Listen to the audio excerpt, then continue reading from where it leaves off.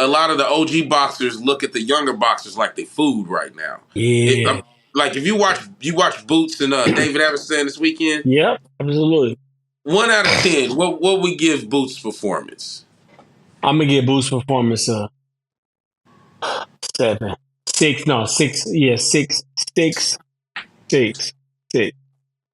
Yeah. You know, I think for a lot of us, we know that it's good that Boots didn't get Barrios. Mm-hmm. Yeah, for real. Like, it don't matter. Like what I seen, like he can chalk it up to a bad night, right? I'm not sure what his thoughts are on this fight because I ain't seen anything yet. But if he called that a good night, then when he fights, if he gets an opportunity with Crawford, he's not going to walk away with that pick. I hate to say it because he's highly skilled, but I mean, it's things we all need to work on, man. It's not like he can't get better. He has ample time to do that. He just needs to stay in the gym, lock in. If I was him, I would watch that fight over and over and correct my wrongs, and then make up for it when y'all see me again. Yeah, I think one thing that separates a lot of boxers is athleticism versus understanding the science. Mm-hmm. It's like guys like Tyson Fury, right? Mm-hmm. He's not your pillar of athleticism, right? David Benavidez, got, in my opinion, some weird feet movements. A lot of times. Yep. It's a pillar of athleticism. Yep. It's there. Period. Yep. I like that. I love it. Actually. That's just some of my theories, but I just know like Devin Haney. Devin Haney's IQ is not very high. Didn't, in my opinion, didn't. It's not though. But it's not. But he's mad athletic. And come back quick to his face. Yep. We know, and I'm sure you know, the single jab is a no. Mm-hmm. It's what you're gonna get counted off of 9 times out of 10. And for me, and I know for you too, having an opinion that could be supported by fact sometimes isn't really welcomed in this industry because it exposes that a lot of boxers and nowadays I think are lesser skilled than your day and days before those. And I feel like that's why you feel like you be ready to come back. And that's why Pacquiao feels like I can come back. Yeah. I don't think they look at you're not looking at these guys like, yeah, they're young killers. I don't want to get in there. Well, you got guys who can box, and then you got guys who think they can box, right? Devin is a guy who can box, but he can't box as good as he thinks he can, right? Like his jab in that last fight, just like you said, it was always a single jab. It was a strong jab. It's just like, man, why are you pumping out jabs? Like, why can't you, feint? Like he could have set up shots. He was too tense in there for me. He didn't show signs of being relaxed or calm. You know what I'm saying? Like, I didn't like the way he performed at all, man. And a lot of people chalk that up as, hey, they had a lot to say, right? And all he has to do is go back to the drawing board because he has the athleticism to do so. It's just like right your wrongs in the gym.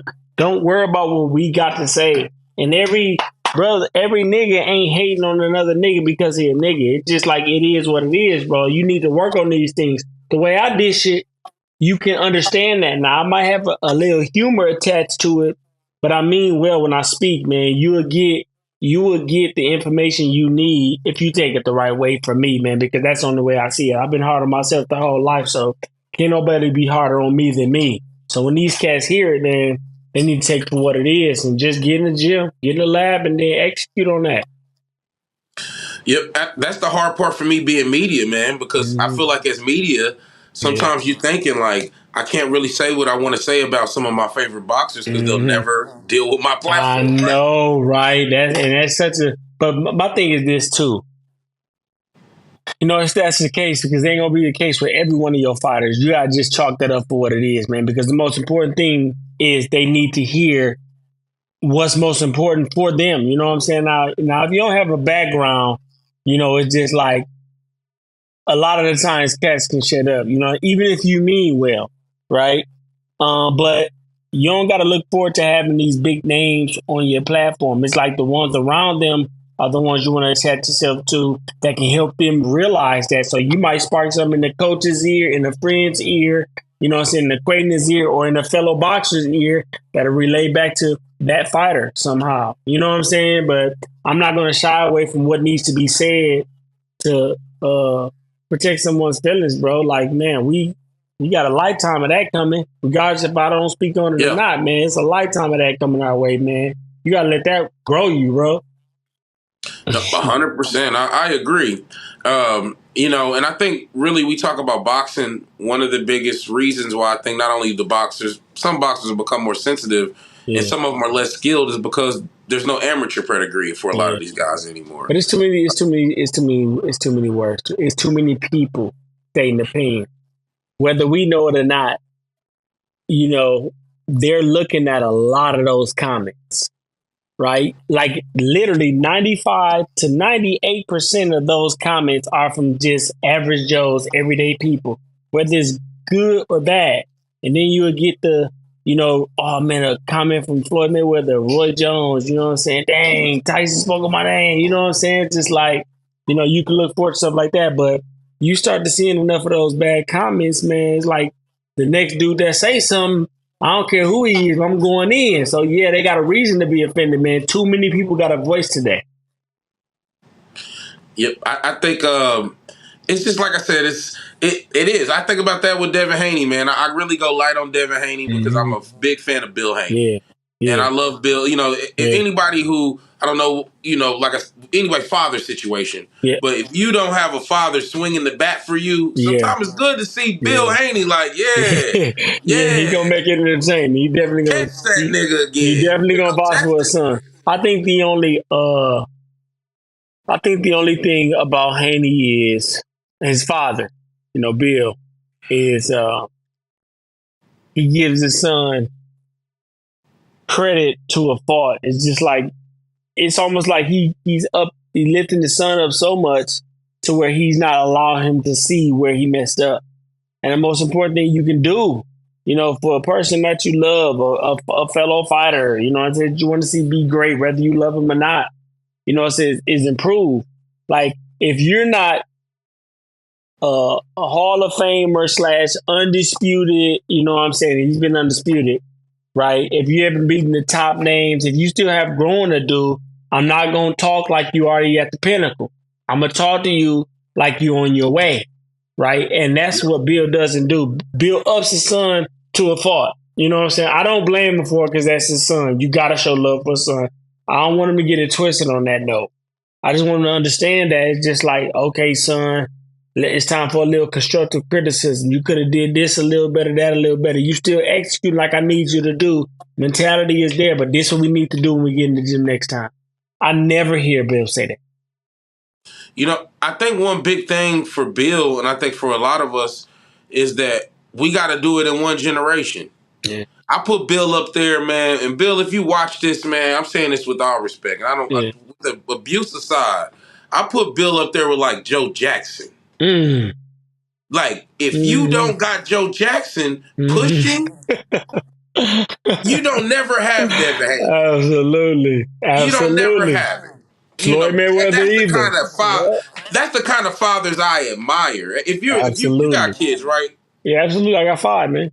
So then, as fathers, and especially as black fathers, we know it's not easy, man. Yep. And for people like, I don't even want to say Ike Turner because I think that's going a little too far. Yeah, that's going too far. Yeah, going too far. But even like your Joe Jackson. Joe Jackson, for sure.